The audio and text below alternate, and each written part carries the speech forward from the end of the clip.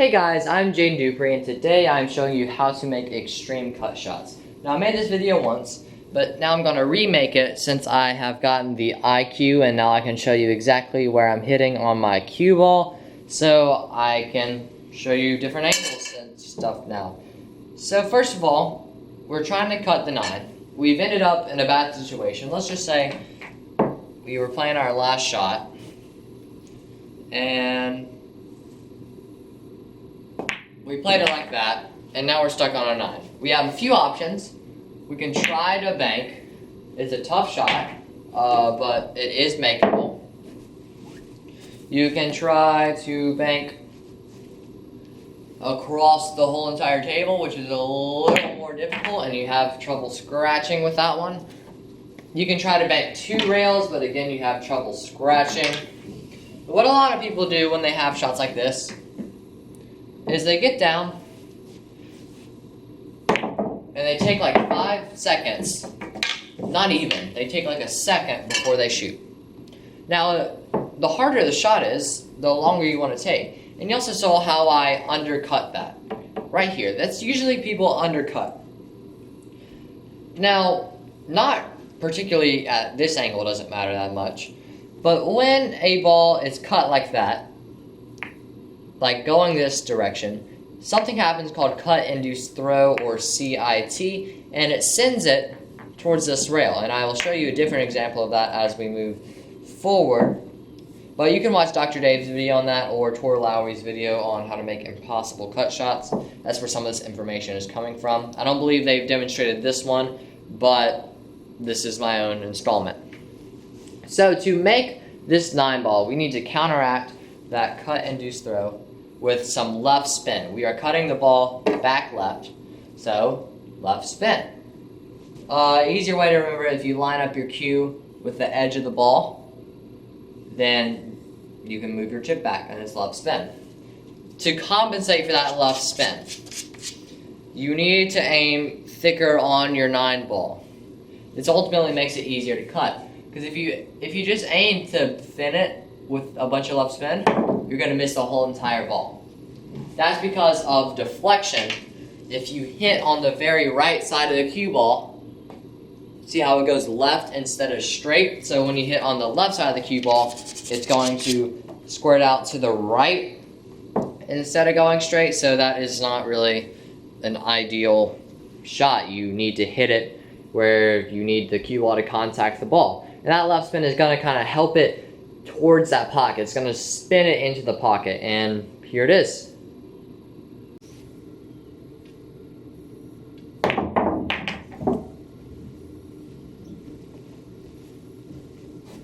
Now, in that last little video right there, I forgot to show you exactly where I was hitting on my cue ball. I was hitting at that 3 right there. That 3 is where my tip was contacting the cue ball. So now we can move on to a few different shots. So let's say we have a shot like this. We want to make the 9. This pocket's blocked by the 5. So we're going to have to cut it in to this corner. This is a shot that usually people think about trying to bank cross corner, which is a tough shot.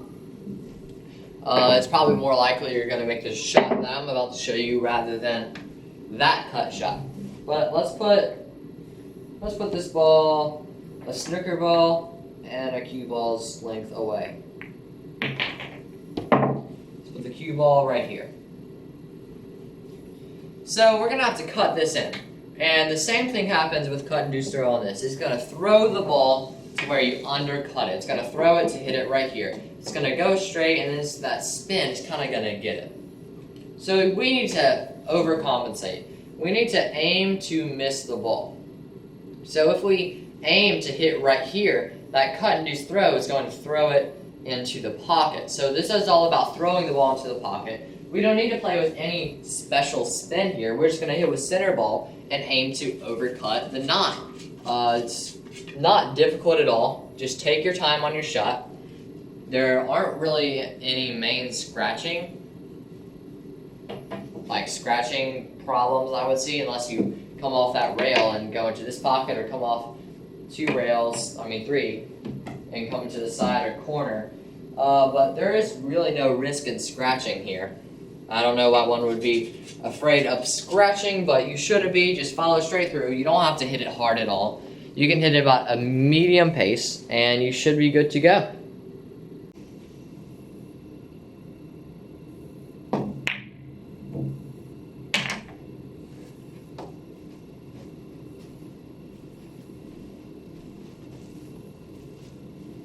Okay, so now let's talk about what people call the impossible cut shot. So this is when a ball is frozen on the rail, and the cue ball is either straight at it or at an angle the opposite direction. And let's say we're head on. We're dead on, and we want to make the 5 into this corner. Now to make this, we are not actually going to hit the 5 first. This is technically a kick shot. We're going to kick the cue ball off the rail with a bunch of right spin. So when it hits this rail, it immediately goes, that's the word I'm looking for, it immediately goes into the 5. So we're barely missing the 5, coming off the rail and cutting it in. There are a few scratch problems with this. You can scratch in either one of the corners. It's mostly going to be either this one or that one down there. You're going to have to aim to miss the ball again. You're going to have to aim for that deflection, because if we aim to cut it, look how far we missed the ball by. A lot of people will be like, well, why don't you just bank it? The banks are blocked by the double kiss. That means the object ball and the cue ball will hit each other twice, so both banks are blocked like that. Probably there is a bank that may work if you're at a little bit of an angle. You can try to bank into the side pocket, but that is fairly difficult. Somehow we got the corner close. But the banks are blocked if you're dead on like we are. If you're at a tad bit of an angle, you can try banking, but we are dead on with our ball. So a bunch of left spin. I'll show you. We're hitting this outside of this ring, way out here. This is where we're hitting. And we need to aim for about a 4th ball hit on the 5. So we need to aim to hit about the 4th of the 5, because that right spin drives it off to the left. So fairly simple. Hit it hard. Don't scratch in the bottom corner or that top corner. That's pretty much all I can give you. I can't give you an exact aiming point because every table is different, every felt's different, and there's too many variables for me to measure out for your table, but here's the shot.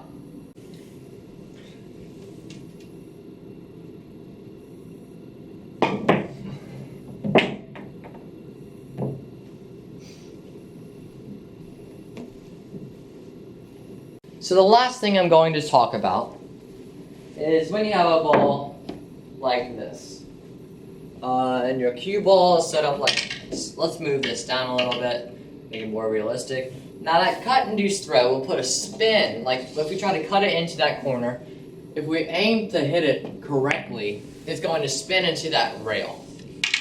It's pretty much always going to go into the rail first, unless you compensate and you overcut it. So if we overcut the ball, if we aim to cut the ball to about here, that will throw it into that pocket. I think it spins forward a few inches for every foot travel. This is about 2.5 feet that it's traveling. So it's going to spin forward a few inches. I think it's an inch for every foot. I'm not entirely sure. You can fact check me on that. But we're going to aim to overcut it. And then you should be good. I'm going to show you a couple of different angles on this shot, a couple of different setups, and here they are.